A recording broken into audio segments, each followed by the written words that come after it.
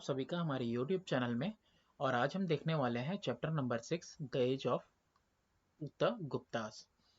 तो शुरुआत करते हैं अपने सबसे पहले क्वेश्चन के साथ। सबसे पहले हम अपना एरो विजिबल कर लें। तो सबसे फर्स्ट क्वेश्चन है कि हु वाज फाहियान। फाहियान कौन था? What did he say about India. India के बारे में उसने क्या कहा? तो the Chinese traveller Fahien visited India at the time of Chandragupta second, Vikramaditya जिनका नाम था। He was deeply impressed by the ideal and mild administration affected by Buddhism, economic prosperity of Patliputra and Magadha, simplicity of the people।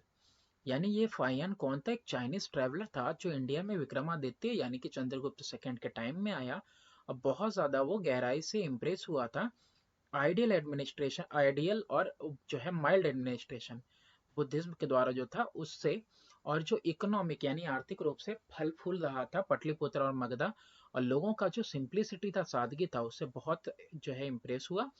He had also mentioned about the versatile religions including Vaishnavism, Shaivism, Shaktism, Buddhism and Jainism। इसके अलावा उसने और भी चीजें mention की हैं, जैसे कि बहुत सारे रिलीजन्स थे जिसमें वैष्णविज्म था, शैविज्म, शक्तिज्म और बुद्धिज्म और जैनिज्म। नेक्स्ट है कि who was the ruler when Fahien visited India. कि तो ये तो विक्रमादित्य, वही चंद्रगुप्त सेकंड।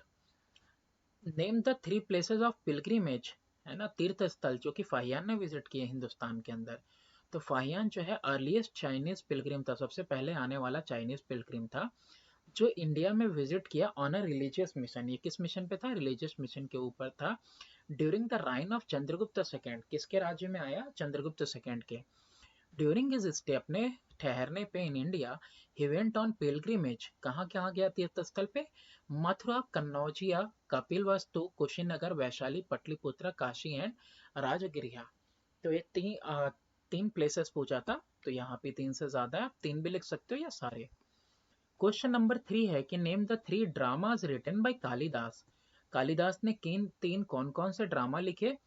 तो उन्होंने लिखा मालाविकाग्नि मित्रम, फिर उसके बाद अभिजन शकुंतलम और विक्रमोर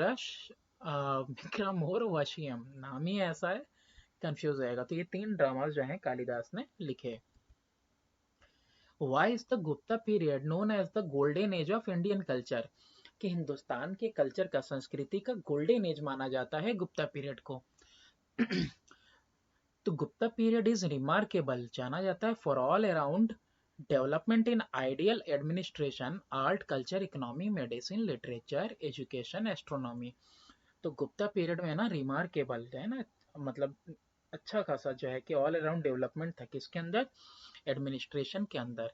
इसके अलावा आर्ट के अंदर, कल्चर संस्कृति के अंदर, आर्थिक व्यवस्था के अंदर, मेडिसिन के अंदर, लिटरेचर के अंदर, एजुकेशन और एस्ट्रोनॉमी में भी अच्छा खासा डेवलपमेंट था।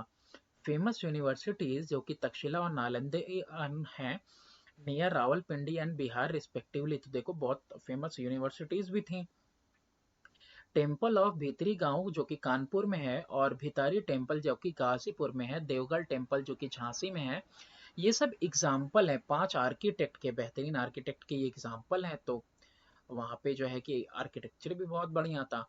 आर्यभट्टा, अ फेमस एस्ट्रोनॉमर, बहुत ही जो है कि फेमस एस्ट्रोनॉमर है और मैथमेटिशियन।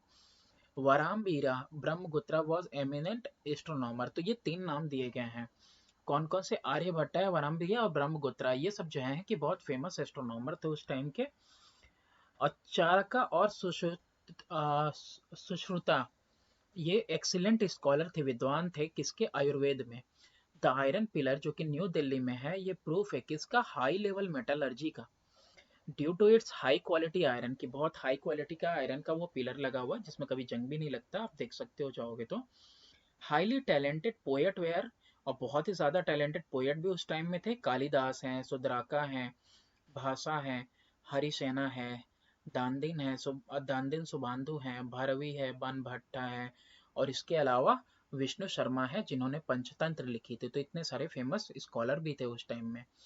बिसाइड दिस, इन सब के अलावा पुराणास और भागवता गीता, ये भी जो है इसी पीरियड में लिखा गया। तो इसीलिए ये जो है ना अनडाउटेडली यानी कि बिना किसी डाउट के कहा जाता है कि ये गोल्डन पीरियड था पूरे हिंदुस्तान के कल्चर का, इंडियन कल्चर का। नेक्स्ट देखते हैं क्वेश्चन नंबर 5। क्वेश्चन नंबर 5 है, how was Samudragupta a bold and great conqueror? कि समुद्रगुप्त किस तरह से बहुत ही बोल्ड और ग्रेट कॉन्क्वेरर थे। तो समुद्रगुप्त ब्रेव कॉन्क्वेरर थे क्योंकि इन्होंने ही डिफीट किया, ही डिफीटेड मेनी रूलर्स, बहुत सारे रूलर्स को डिफीट किया। His empire extended from Yamuna and Chambal in the west to Brahmaputra in the east. तो उनका जो एम्पायर था, साम्राज्य था, वो फैला हुआ था यमुना और चंबल जो पश्चिम से लेके ब्रह्मपुत्र तक पूर्व में, और इनको इसीलिए नेपोलियन ऑफ इंडिया भी कहा गया है। Name the famous university that existed during the Gupta period in which present day state it is. कि कौन सी फेमस यूनिवर्सिटी है जो कि एग्जिस्ट करती थी गुप्ता पीरियड में और किस स्टेट में वो है। तो फेमस यूनिवर्सिटी जो एग्जिस्ट करती है वो है नालंदा यूनिवर्सिटी, और इस वक्त किस स्टेट में है, बिहार में है। नेक्स्ट क्वेश्चन है question number 7। Name any two titles adopted by the Gupta ruler. दो टाइटल बताने हैं जिसको कि गुप्ता रूलर ने अडॉप्ट किया। तो ये है महाराजाधिराज और दूसरा नेपोलियन ऑफ इंडिया। ये दो टाइटल जो है कि इन्होंने अडॉप्ट किया। नेक्स्ट है, during the Gupta period name the officer who collected the toll tax and the one who was in charge of province of Bhukti. तो प्रोविंस ऑफ भुक्ति के लिए कौन इंचार्ज था और कौन जो है कि कलेक्ट करता था टोल टैक्स गुप्ता पीरियड में। तो जो officer collected the toll tax during the Gupta period was known as Shaulkika. Shaulkika क्या कहते थे उसको, उसको कहते थे शॉल किला, यही स्पेलिंग है, अरे शॉल किका। नेक्स्ट है, ऑफिसर जो कि इंचार्ज था प्रोविंस का या फिर भुक्ति का ड्यूरिंग द गुप्ता पीरियड, उसको कहते थे विषयापति। क्या कहते थे, विषयापति। नेक्स्ट है, mention any two work of Kalidas. Kalidas के दो काम। तो तीन वहां पे हम लोगों ने ड्रामास देखे, तो दो उसमें से है मालाकाविकाग्नि मित्रम और विक्रमोर्वशीयम। ये दो ड्रामा है जो उन्होंने लिखे हैं, और दो पोएटिक वर्ड काम भी किए हैं उन्होंने। पोयम में क्या था, रघुवंशा और कुमारा संभवा, ये दो लिखा था उन्होंने। What contribution did Aryabhatta make in the field of science, astronomy और मैथमेटिक्स? क्या योगदान रहा है आर्यभट्टा का साइंस में, एस्ट्रोनॉमी में और मैथमेटिक्स में? तो आर्यभट्टा ने डिस्कवर किया जीरो डेसिमल सिस्टम और कैलकुलेट किया वैल्यू ऑफ पाई नियरली कितना है 3.1416, and the area of triangle भी मैथमेटिक्स में इन्होंने जो है कि लाया। और द मूवमेंट ऑफ अर्थ और सन एस्ट्रोनॉमी में। तो मतलब देखो हर एक जगह पे भी, साइंस में, एस्ट्रोनॉमी में, मैथमेटिक्स में, इन्होंने ये सारी चीजें, ये योगदान रहा है इनका। Name two renowned Sanskrit author and their important work during the Gupta period. तो आपको अब क्या बताना है, आपको बताना है कि दो जाने माने संस्कृत के ऑथर और उनका इंपॉर्टेंट काम। तो एक तो कालिदास ही हैं जिन्होंने जो है कि फेमस पोएट विक्रमादित्य कोर्ट में पोएट थे, विक्रमादित्य के कोर्ट के दरबार के। इन्होंने फेमस पोएटिक वर्क लिखा ऋतु संहारा और रघुवंशा। इसके अलावा सुद्रका दूसरे हैं, दो रिनोन्ड संस्कृत के लिखने थे ना, तो एक कालिदास हुए, दूसरे सुद्रका। इन्होंने ड्रामेटिक वर्क लिखा मृच्छकातिका, या फिर जिसको कहते हैं little clay cart, throwing light on, और किसके ऊपर ये रोशनी डालता है ये drama, on the socio economic life of the people with a sense of humour. ठीक है, इन लोगों के ऊपर क्या डालता है, HUMOUR होना चाहिए यहाँ पे, ठीक है, मिस्टेक है टाइपिंग। तो इनके जो है कि आर्थिक और सामाजिक जिंदगी के ऊपर जो है कि ये रोशनी डालता है सेंस ऑफ ह्यूमर के साथ। Next question number 12। During whose reign Hiuen Tsang visited India. तो ह्यून त्सांग जो विजिट किया था इंडिया को, तो हर्ष के टाइम में, हर्षा के राज्य में। What was the chief architectural feature of the brick temple at भीतरी गांव। तो क्या मुख्य जो है कि आर्किटेक्चरल फीचर था जो ब्रिक टेम्पल बना हुआ ईंटे का टेम्पल भीतरी गांव में, कानपुर में। तो ये जो टेम्पल है डेट बैक करता है 5th सेंचुरी AD को, कि 5th सेंचुरी एनो डोमिनी में 5th सेंचुरी से पहले का है।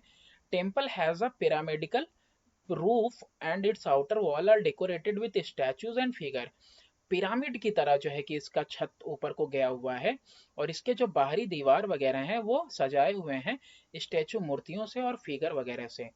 There is a Shivling placed in garbhagriha, और मेन बीच में क्या रखा हुआ है अंदर, गर्भगृह में एक शिवलिंग रखा हुआ है। Chief architectural feature is the arc, और चीफ आर्किटेक्चरल फीचर इसका क्या है, आर्क। वो क्या है, कर्व्ड स्ट्रक्चर जो कि सपोर्ट करता है रूफ के वेट को। ठीक है, तो ये सबसे मुख्य जो है उसका फीचर है।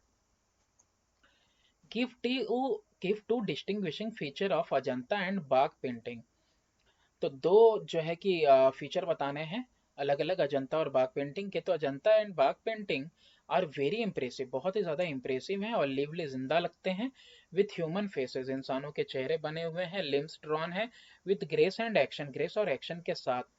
And flowers and birds depicting living action views, और फ्लावर्स और बर्ड्स के भी जो चिन्ह है ना जो बने हुए हैं, वो बिल्कुल जिंदा टाइप के मतलब डिपिक्ट किए गए हैं, है ना, जैसे कि किसी को मतलब हंसता हुआ, मुस्कुराते हुए, इमोशंस के साथ, एक्शंस के साथ। नेक्स्ट है अब आपका स्ट्रक्चर्ड क्वेश्चन। पहला है कि with reference to the sources of information about the Gupta age, Gupta age के इंफॉर्मेशन के हिसाब से right short note on Fahien. तो फाहियान के ऊपर शॉर्ट नोट लिखना है। तो Fahien in his book Fo Kwo Ki, तो फाहियान ने अपनी किताब फोक वोकी में, जिसका मतलब होता है द ट्रेवल ऑफ फाहियान में, mention about the life of the people and religious condition that prevailed in the early years, जो उस समय प्रचलित था, प्रिवेल्ड मतलब प्रचलित था, जो लोगों की जिंदगी और जो धर्म प्रचलित था, उनकी जो दशा थी, उसके बारे में फाहियान ने मेंशन किया है अपनी किताब में। अकॉर्डिंग टू फाहियान, फाहियान के हिसाब से Magadha was a prosperous country, फलता फूलता कंट्री था मगधा। विथ लार्ज टाउन्स, ढेर सारे उसके अंदर टाउन्स थे। Teeming with a wealthy population, और अच्छा खासा जो है वेल्दी पॉपुलेशन था उसमें। Pataliputra was a flourishing city with numerous charitable institution, और पटलिपुत्रा भी जो है फ्लरिश कर रहा था, किसके साथ, ढेर सारे चैरिटेबल संस्थानों के साथ, जिसमें कि इंक्लूडिंग अ हॉस्पिटल, हॉस्पिटल भी था, endowed by benevolent citizen. According to Fahien, Fahien के हिसाब से although the people were wealthy, लोग धनी थे, उसके बावजूद दे लेड सिंपल लाइफ, एकदम आम जिंदगी गुजारते थे। Generally observing the Buddhist rule of conduct, यानी कि बुद्धिस्ट लोगों में जिस तरह से होता है रूल ऑफ कंडक्ट होते हैं, सादा जीवन उच्च विचार वाले, उस तरीके से रहते थे। फाहियान हैज मेंशनड, उसने मेंशन किया है कि जो वैष्णविज्म थे, शैविज्म और इवन बौद्धिज्म और जैनिज्म, वो सब एग्जिस्ट करते थे समाज के अंदर। पीपल हाउएवर, लोगों में किसी तरह से had no ill will toward other sect, यानी एक दूसरे के प्रति, एक दूसरे सेक्शन के लोगों के लिए लोगों में कोई बुरी भावना नहीं थी। Fahien said that Hindu gods and goddesses were depicted on coin and also on sculpture and painting. Fahien ने यह भी कहा कि हिंदू देवी देवताओं के जो चेहरे थे, उनका जो फेस था वो डिपिक्टेड था, किसके ऊपर छपा था, सिक्कों के ऊपर, है ना, और किसके ऊपर, स्कल्पचर वगैरह, पेंटिंग वगैरह में भी लगा हुआ था। Fahien was pleased with the mildness of administration, Fahien को बहुत मतलब खुशी हो, बहुत खुश हुआ इस तरह का एडमिनिस्ट्रेशन देख के, mild administration. According to him, इसके हिसाब से the penal code was mild and the offences were ordinarily punished by fines only, और जो इसके हिसाब से क्या था उस समय, अकॉर्डिंग टू हिम, जो पेनल कोड था ना वो बहुत ही ठीक ठाक था, मतलब बहुत ही ज्यादा हीनस पनिशमेंट, बहुत ही खतरनाक पनिशमेंट वगैरह नहीं था। ऑफेंसेस वगैरह ज्यादातर पनिश किए जाते थे फाइन से। फ्रॉम हिज अकाउंट, अपने अकाउंट से, इट कैन बी इन्फर्ड, उसके अकाउंट से ये इन्फर किया जा सकता है कि गुप्ता एम्पायर वॉज प्रॉस्पेरस, फलता फूलता था, फल फूल रहा था और गवर्न हो रहा था इनलाइटेंड प्रिंसिपल्स के ऊपर, यानी वही गौतम बुद्ध वाले प्रिंसिपल्स के ऊपर, या कह सकते हो अच्छा खासा सिंप्लिसिटी के साथ। ठीक है, फिर इसके बाद वाला है आपका अकाउंट ऑफ फाइयान, तो हो गया। अब अकाउंट ऑफ फाइयान के बाद एक और चीज पूछी हुई है उसने, वो क्या है, अलाहाबाद पिलर इंस्क्रिप्शन के बारे में। तो देखो, जो अलाहाबाद का पिलर इंस्क्रिप्शन है, ये मोस्ट एपिग्राफिक एविडेंस मिलता है इंपेरियल गुप्ता का, है ना, बहुत ही अच्छा सबूत मिलता है ये। Achievement of different ruler of Gupta image are mentioned in Allahabad pillar inscription, जो अचीवमेंट थे, जो प्राप्त किया गया था, जो मिला था अलग अलग रूलर को गुप्ता के टाइम में, तो गुप्ता इमेज में सारा का सारा यहाँ पे मेंशन इलाहाबाद पिलर के इंस्क्रिप्शन में लिखा हुआ मिलेगा। It gives a vivid description, ये अच्छा खासा विविड डिस्क्रिप्शन देता है रेन राज्य और कॉन्क्वेस्ट का समुद्रगुप्त के टाइम का। हिस्टेरियन दोनों historians both ancient and modern, modern होगा, मॉडर्न लिख दिया है, तो एंशियंट और मॉडर्न दोनों ही हिस्टोरियंस ये बिलीव करते हैं, इतिहासकार कंसिडर करते हैं हिस्टोरिकल वैल्यू का इलाहाबाद पिलर का, क्योंकि ये क्या करता है, प्रोवाइड करता है, it provides a pretty impressive list of king and tribal republic that were conquered by Samudragupta, कि समुद्रगुप्त के द्वारा जो कबीले वाले थे उनको जो कॉन्क्वेर किया गया था, और जो है कि ढेर सारे इंप्रेसिव किंग्स वगैरह जिनको कॉन्क्वेर किया था समुद्रगुप्त में ने, उस सब की वो सब कुछ लिखा हुआ है इस इंस्क्रिप्शन पे। अब इसके बाद है नालंदा यूनिवर्सिटी, इसके ऊपर भी शॉर्ट नोट लिखना है, जरूरी नहीं है कि जितना हमने लिखा है उतना आप लिखो, आप चाहो तो उसको छोटा बड़ा कर सकते हो, आप उसको कस्टमाइज कर लेना। तो ये जो नालंदा यूनिवर्सिटी है मोस्ट रिनोन्ड एजुकेशनल इंस्टीट्यूशन था, सबसे ज्यादा जाना माना जो है एजुकेशनल संस्थान था, शिक्षा का संस्थान था पुराने इंडिया में, एंशियंट इंडिया में। ये नालंदा में था, राजगृह में, बिहार में। It was originally set up by Shakraditya, ये किसके द्वारा सेटअप किया गया था, सक्रादित्य के द्वारा किया गया था 5th सेंचुरी एडी में। और उस समय कौन किसका राज्य था, कुमारगुप्त वन का राज्य था। The university of Nalanda had imposing building, अब इसमें बिल्डिंग्स वगैरह हैं। There were at least 8 colleges built by different patrons, अलग अलग पैटर्न्स के द्वारा 8 कॉलेजेस बिल्ट थे, इंक्लूडिंग वन बाई, एक किसके द्वारा था, बालापुत्र देव के द्वारा था, जो कि किंग था सुमात्रा का। अकॉर्डिंग टू ह्योन त्सांग के हिसाब से whole university area was enclosed by brick wall, दीवार से पूरा यूनिवर्सिटी का एरिया घिरा हुआ था। Nalanda university provided various facilities to the student, Nalanda university जो है प्रोवाइड करता है बहुत सारा फैसिलिटी स्टूडेंट्स को फॉर देयर स्टडीज, उनकी पढ़ाई लिखाई के लिए। देयर वेयर 3 ग्रेट लाइब्रेरीज, 3 बड़े बड़े लाइब्रेरीज थे, रत्नासागर, रत्ना रत्नोदार्दी एंड रत्ना रंजक, ये 3 लाइब्रेरीज थे। There were more than 10,000 student, 10,000 से ज्यादा बच्चे थे, including teacher of all kind, हर तरह के टीचर भी थे, जो कहाँ से आए थे, came from Korea, Mongolia, Japan, China, Tibet, Ceylon and various part of India, और अलग अलग पार्ट से इंडिया के। जो सब्जेक्ट स्टडी की जाती थी नालंदा यूनिवर्सिटी में, where all 4 Vedas, 4 Vedas, logic, grammar, medicine, Sankhya, Yoga, न्याय और बुद्धिस्ट वर्क, अलग अलग स्कूलों में, वर्क ऑफ डिफरेंट स्कूल, अलग अलग स्कूल का Buddhist work. It was not an ordinary university, आम यूनिवर्सिटी की तरह वो नहीं था, विश्वविद्यालय की तरह, ये पोस्ट ग्रेजुएट इंस्टीट्यूशन था, टू विच, जिसमें एडमिशन जो है बहुत मुश्किल था। एडमिशन से पहले एक एग्जाम हुआ करता था, जिसमें हार्डली केवल 20% ही बच्चे जो है पास करते थे, और 80% बच्चों को रिजेक्ट कर दिया जाता था। ओनली द मोस्ट ब्रिलियंट, जो ज्यादा ब्रिलियंट थे उन्हीं को लिया जाता था यूनिवर्सिटी में। नालंदा जो है continue to be a beacon of light, एकदम बिल्कुल बीकन था ये लाइट का 12th सेंचुरी एडी में, यानी कि बिल्कुल ये इसका मतलब होता है आपका बीकन ऑफ लाइट का मतलब होता है कि कुछ जो आपको क्या करता है, प्रोवाइड कराता है, इनलाइटमेंट वगैरह इनकरेज करता हो, कुछ ऐसा। ये 12वीं शताब्दी तक ऐसा रहा। When it was destroyed by Mohammad बिन बख्तियार खिलजी, फिर बाद में ये 12वीं शताब्दी में ये डिस्ट्रॉय किया गया मोहम्मद बिन बख्तियार खिलजी के द्वारा, एक जनरल था जो कि मोहम्मद गोरी का। आज जो है सिर्फ रिमेन्स इसके मिलते हैं, magnificence and glory can be seen, और उसमें जो है आपको मैग्निफिसेंस और ग्लोरी जो है देखा वो दिखाई देगा। नेक्स्ट है with reference to the age of Guptas, Guptas की एज के रेफरेंस के हिसाब से आंसर द फॉलोइंग क्वेश्चन, इन सवालों के जवाब देने हैं। Explain the extent of Samudragupta empire, कि समुद्रगुप्त का एम्पायर कहाँ तक फैला हुआ था, बेस्ड ऑन द इंफॉर्मेशन, उन इंफॉर्मेशन के हिसाब से, जो इंफॉर्मेशन क्या है, इंस्क्रिप्टेड है किसके ऊपर, इलाहाबाद पिलर के ऊपर। तो जो इलाहाबाद पिलर के ऊपर इंस्क्रिप्शन है समुद्रगुप्त का, वो डिस्क्राइब करता है 4 डिफरेंट काइंड ऑफ रूलर, 4 अलग अलग काइंड ऑफ रूलर, और बताता है समुद्रगुप्त के नीतियों के बारे में, पॉलिसीज के बारे में। The 9 ruler of Aryavarta were uprooted and their kingdom were made a part of Samudragupta empire, जो 9 रूलर थे आर्यवत्रा के, उनको जो है उखाड़ कर फेंक दिया गया, और जो उनका राज्य था उसको पार्ट बना लिया गया था समुद्रगुप्त एम्पायर का।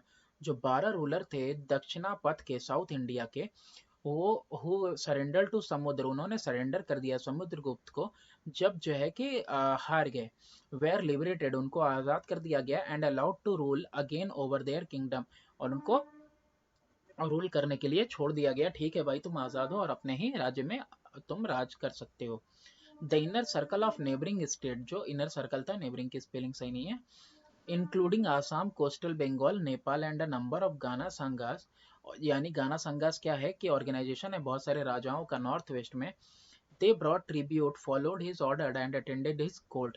तो ये लोग ट्रिब्यूट लेकर आए और उसके आज्ञा का पालन किया, समुद्रगुप्त के आज्ञा का पालन किया और उसके कोर्ट को ये अटेंड किया इन लोगों ने। ठीक है, तो यानी कोई जंग वगैरह नहीं हुई, ये आसपास के नेबरिंग स्टेट के रूलर हैं, आसाम के, कोस्टल बंगाल और नेपाल वाले। जो रूलर थे आउटलाइंग एरिया के, बाहर के एरिया के, हु सबमिटेड टू हिम, तो वो लोग भी इसको सबमिट किए, यानी समर्पण किया अपना खुद को इसको, and offer there daughter in marriage, और अपनी पुत्री का विवाह जो है ऑफर किया इनसे कि आप उनकी पुत्रियों से विवाह करें। तो ये था जो है कि इनका कि कहाँ तक फैला हुआ था। नेक्स्ट है कि explain how Chandragupta second expand his empire. Chandragupta second ने किस तरह से अपना एम्पायर फैलाया।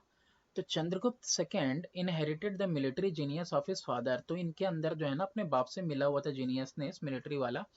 तो इन्होंने एक्सटेंड किया गुप्ता एम्पायर को by conquest of his own, है ना, अपने हिसाब से खुद से जो है कि कन्क्वेस्ट किया और बढ़ाया। ही एनेक्स द टेरिटरीज, वो सारे इलाके इन्होंने कब्जा किए, जैसे कि टेरिटरीज साकास का, मालवा का, गुजरात का और सौराष्ट्र का।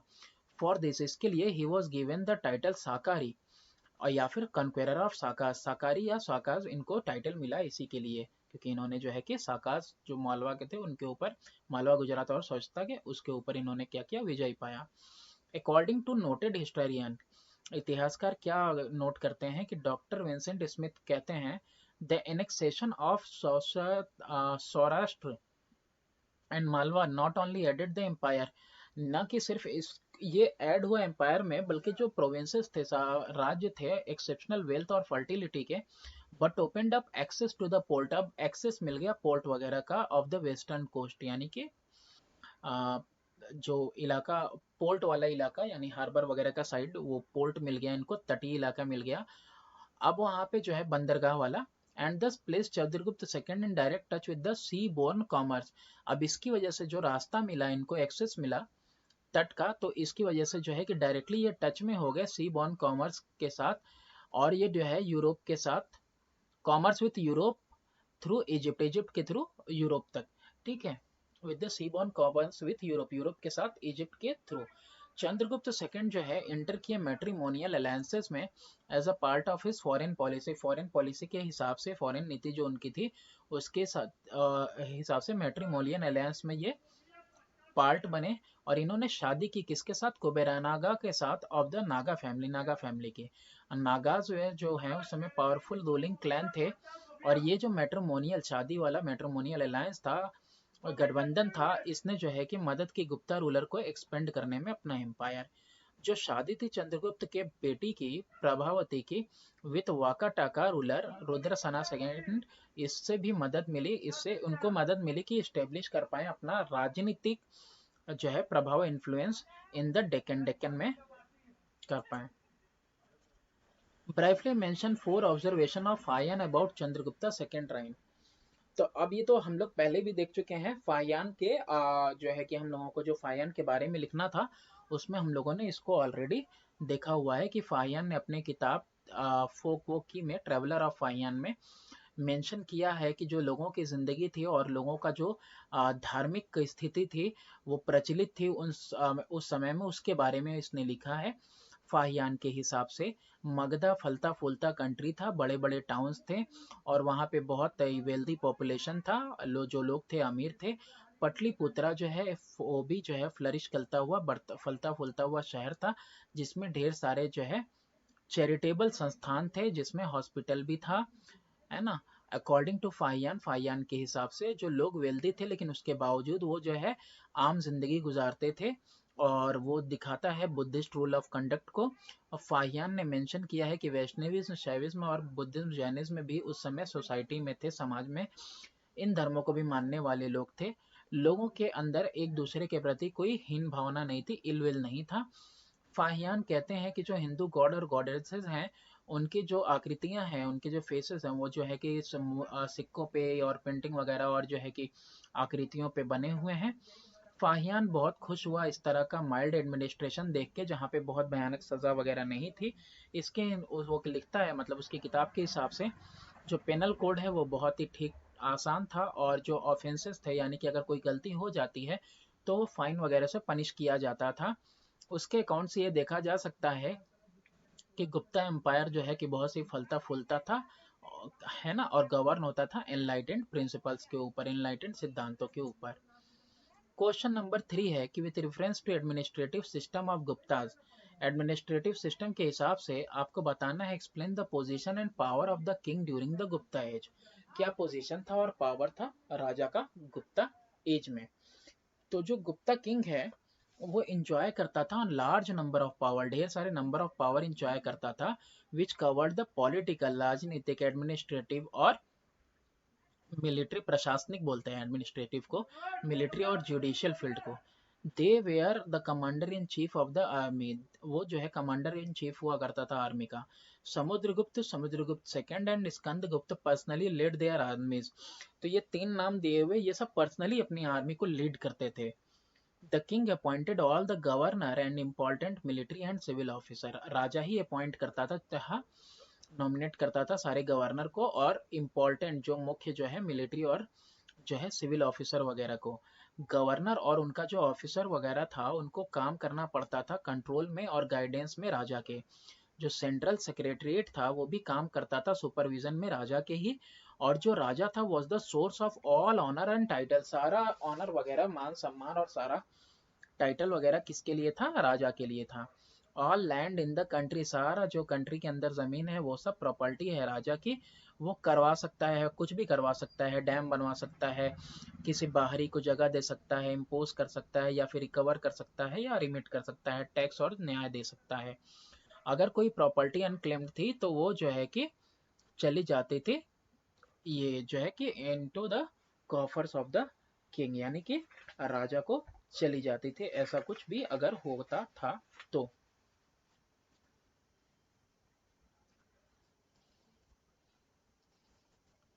Describe briefly the administration of villages during the Gupta period. तो किस तरह से जो है प्रशासन चल रहा था गांव के अंदर।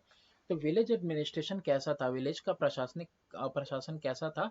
वो मैनेज होता था विलेज के हेडमैन के द्वारा। द गुप्ता इंस्क्रिप्शन, गुप्ता का इंस्क्रिप्शन जो है रेफर करता है participation of leading local element in the administration of the village और small town called with is. तो ये जो इंस्क्रिप्शन वगैरह गुप्तास के मिले हैं उससे ये पता चलता है कि पार्टिसिपेशन था, यानी कि पार्टिसिपेट करते थे लोकल एलिमेंट, लोकल तत्व एडमिनिस्ट्रेशन में विलेज के या फिर छोटे मोटे टाउन में, जिनको विथीज कहा जाता है। No land transaction could be effected, कोई जमीन का ट्रांजेक्शन नहीं हो सकता है उनके इजाजत के बगैर, उनके से पूछे बगैर, कंसेंट के बिना। And this may have been also true for true of other important affair. तो ये जरूर है कि जरूरी है कि मतलब बाकी भी अफेयर वगैरह के लिए, मामलों के लिए भी विधि से मदद ली जाती हो या विधि से पूछा जाता हो, कंसेंट लिया जाता हो। तो इस तरीके से गांव का एडमिनिस्ट्रेशन था। क्वेश्चन नंबर 4 है कि with reference to the picture, ये पिक्चर यहाँ पे दी हुई है, आंसर करना, identify the temple in the given picture. ये जो टेम्पल दिख रहा है ये विष्णु टेम्पल है, देवगढ़ में बना हुआ है।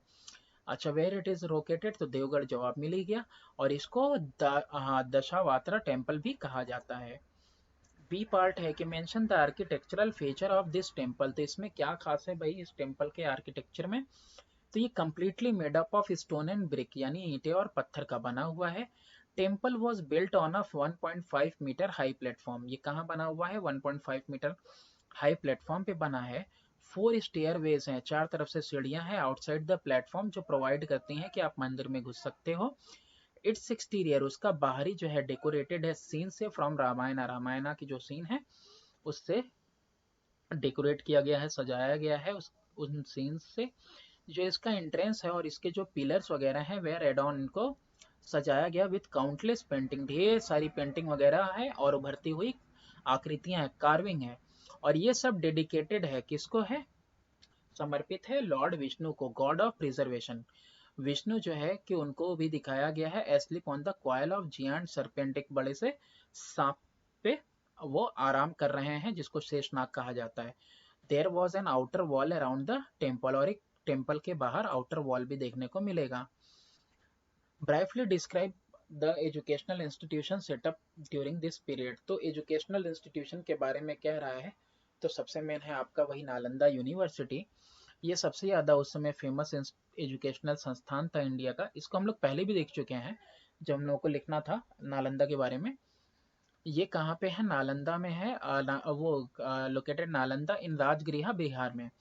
ओरिजिनली सक्रादित्य के द्वारा 5वीं शताब्दी में इसको एडी में बनाया गया था, है ना, जब जो है कुमार गुप्त का रूल चल रहा था। ये जो नालंदा की यूनिवर्सिटी है इसमें बिल्डिंग्स हैं। यहाँ पे 8 कॉलेजेस हैं जो अलग अलग पैट्रन के द्वारा बनाई गई थी। एक तो बालापुत्र देव के द्वारा बनाई गई थी जो कि राजा थे सुमात्रा के।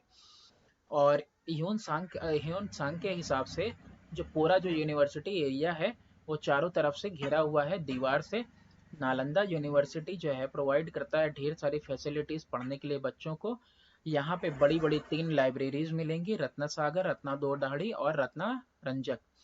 और यहाँ पे 10,000 से ज़्यादा स्टूडेंट हैं और टीचर भी हर प्रकार के हैं। टीचर कोरिया के मिलेंगे, Mongolia, Japan, China, Tibet, Ceylon और अलग अलग पार्ट के इंडिया के यहाँ पे टीचर्स थे। और सब्जेक्ट जो यहाँ पे पढ़ाया जाता था इस विश्वविद्यालय में चारों वेदास थे।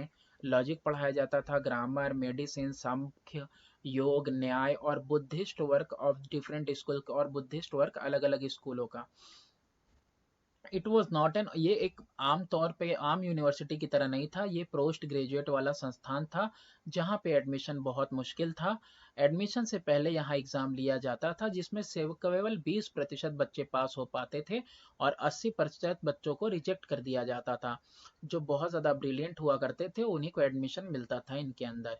और ये जो है कि बीकन रहा है लाइट का, यही वर्ड मीनिंग थोड़ा सा था, यानी कि मतलब एक किरण थी, है ना, दूर से दिखने वाला, रोशन करने वाला, आपको इनकरेज करने वाला कह सकते हो। 12वीं शताब्दी तक जब जो है उसके बाद इसको डिस्ट्रॉय कर दिया गया मोहम्मद बिन बख्तियार खिलजी के द्वारा, जो कि जनरल था मोहम्मद गोरी का। आज इसके बस अवशेष मिलते हैं और उस अवशेषों में भी आप इसकी ग्लोरी को आसानी से देख सकते हैं, यानी कि दिखता है। Thanks for watching, do subscribe and share my